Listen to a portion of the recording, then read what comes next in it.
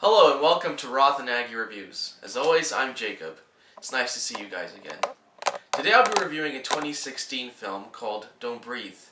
The director is Fede Alvarez. Fede Alvarez is known for films such as Evil Dead and movies that were popular on YouTube beforehand. The thing about this movie that makes it so different from his previous movies is that while it's still a horror film, it takes a very different look and approach at horror movies.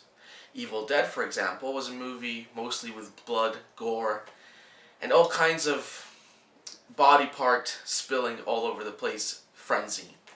Now, Don't Breathe, on the other hand, is a psychological thriller and nightmarish horror that really goes to the psyche of the scared and vulnerable. So, about this movie, what makes it so fascinating is that we have a very unlikely set of victims.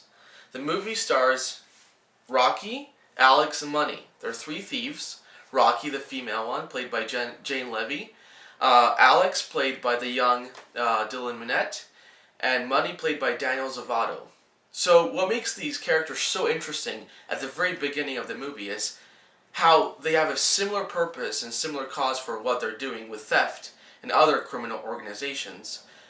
But they're so different. Jane, for example, is a likable, single, well, she's not a single mother, but she has a sister, and she looks after the sister because her mother does not look after the sister. So even though she's a thief, she has a very, caring approach to her family, and, that's a good way to make a film, because you might say, oh, thieves are all the same, they're all negative, but no, just because someone does one thing that is bad, doesn't mean that everything else that they do is bad. But that's a whole different subject. Dylan Minnette's character, Alex, again, a thief, but seems like a nice guy, and towards the end of the movie, is a nice guy. And I'll get into that more in depth. Daniel Zovatto's character, Money, well, he's different because he's not such a nice guy, and his crude and brutish personality really comes out in the movie through his acting. And it really shows how drastic things can get when you make bad decisions in split moments. So, what is the movie really about? Well, I'll get into that right now. The movie is about the three thieves, as I mentioned. They're young people. Young people, as we all know, don't always make the best choices. But they decide to break into a house of a blind man, specifically a blind vet, a Vietnam vet, and rob him and gain all his money. So they plan it out, they have all their, break and enter tools, they're going to be committing all kinds of offenses. But they don't realize one thing. They don't realize that once they enter the house, some of them will not come out. Some of them, in fact, will come out, but they won't be ever the same. So what happens is that this movie portrays the paralyzing fear that some people go through so well. It uses things such as gradual, subtle scares, good soundtrack, and most of all, which I think is most impactful in this movie, is the facial expressions of the characters. Because once they realize that the hunters become the hunted, they realize that they can't say anything because this blind man, even though he's blind, his hearing and other senses are very enhanced. This leads to them not saying anything, and this is when the acting really comes out. Because, as we all know, actions, and sometimes as this relates to this, facial expressions speak way louder than words. In this case, you see exactly what they're feeling, the thieves, what they're thinking, what they're scared of, the turmoil they're going through, in their faces, in their eyes. And to me, that's beautiful because it shows to me that actors, good actors, can paint, that they can use their bodies as almost sculptures. They can make their feelings, their worries, their emotions so visible that they don't have to say anything. The movie takes a bit of a twist when we find out that the blind man actually lost his daughter a number of years before the whole thing is taking place. Now, what's more troubling and more of a twist is that the characters find a young girl trapped, well, more like a young woman, but, you know, a young female trapped in the basement. And apparently, the man has this theory, the blind man has this theory, which is really messed up, but it makes for a good movie, is that he lost his first daughter in that car accident. So now he kidnapped the driver that crashed into his daughter and killed her ultimately. And now he has this messed up theory that somehow, by trying to fall in love with her and making love to her, he's going to have a new daughter. Like, that's just really messed up. And this is really what Fede Alvarez was going for, the director. He was going for the fact that he had done so many blood and gory films before. And he really wanted to capture the nightmarish and unexpected fear that some people, the odyssey of fear that people go through when they're in these terrible situations.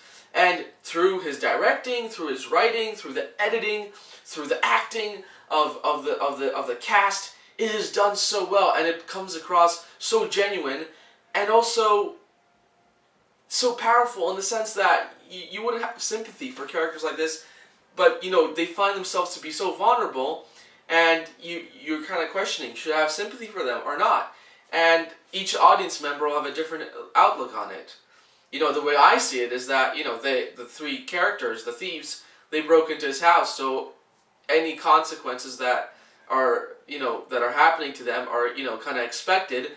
But, you know, I'm a bit of a bleeding heart, so I kind of feel bad for them. But it doesn't matter. So, in short, this movie has great editing, as I said before.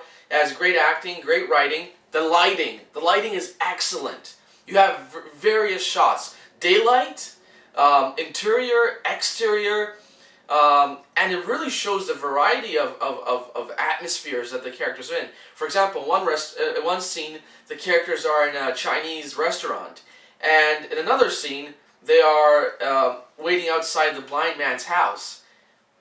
And the lighting is it just portrays the sinister and dark atmosphere of the movie in a very artistic and memorable manner. So, would I recommend this movie? Yes. Who is it aimed at, in my opinion? Well, definitely aimed at horror movie goers and psychological thriller lovers. Although I would say that this movie is not necessarily slow-paced. I wouldn't use that word, although some people might think that. In my opinion, it's more focused on the character's emotions, therefore sometimes it takes a bit longer than some people would like. Now, whether that's a preference or not a preference, it's ultimately up to each audience member, as I said before. But, in my opinion, it's a good thing, because it really gives a clear indication of what the characters are going through, and it gives everybody a good chance to show their editing, to show their acting ability, to show the writing, and the overall, you know, combination of all I just mentioned to make a great movie. Movie not aimed at kids, although I do think it got a PG-13 rating, because when I did see it almost a year ago in cinemas, I was not asked for the ID, and I usually am asked for IDs for R-rated films. R-rated, if you don't know, it's 18 plus. Well, at least in Canada it is.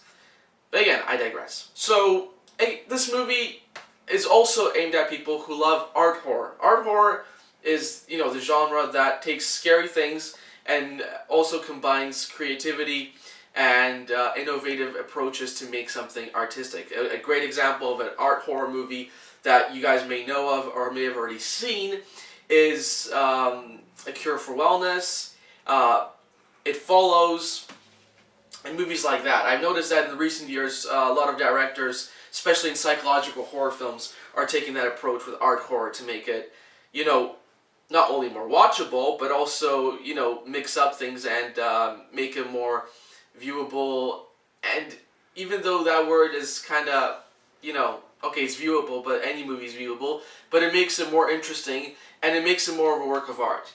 So on that note, definitely recommend Don't Breathe, and hope you guys enjoy this review. Thank you so much. Bye-bye.